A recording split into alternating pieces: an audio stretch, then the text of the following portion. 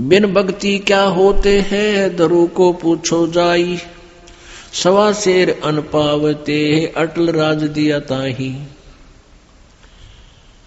अब भक्ति से कहते हैं आपको जय तुझे राजपाट कुछ चाहिए हमरा इधर ले ध्यान।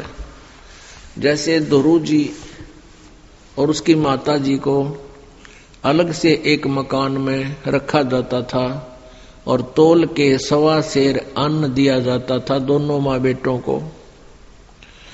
फिर दुरु ने अपनी माँ से प्रश्न किया कि माँ, ये मेरे पिताजी को राज किसने दिया है? क्योंकि उसकी मौसी जी ने, दुरु की मौसी ने दुरु जी को उसके पिताजी के गोडों से, जो उनमें बैठा था उनके गोद में, गोद से छीनकर बाहर फेंक दिया था, लात मार दी थी कि तू यहां नहीं बैठ सकता।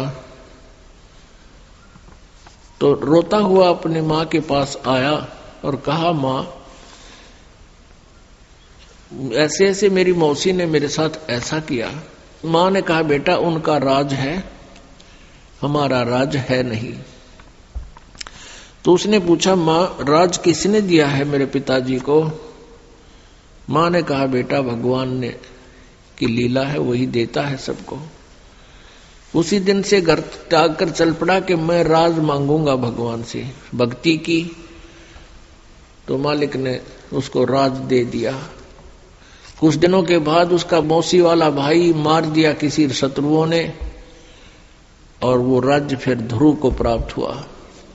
तो परमात्मा कहते हैं, बिन भक्ति क्या होत है दरु को पूछो जाई, सवा शेर अन पावते अटल राज दिया ताही। भक्ति करने से अटल राज दे दिया, नहीं तो सवा शेर अन्न तोल कर मिला करता फिर ठाठ कर दिए। इस भक्ति के कारण कहते हैं मालिक ही सब कुछ दे सकता है, पूरी श्रद्धा के साथ साधना करो। लेकिन हमने अब बिन भक्ति क्या होते हैं दरु को पूछो जाई, सवा शेर अन पावते अटल राज दिया ताही।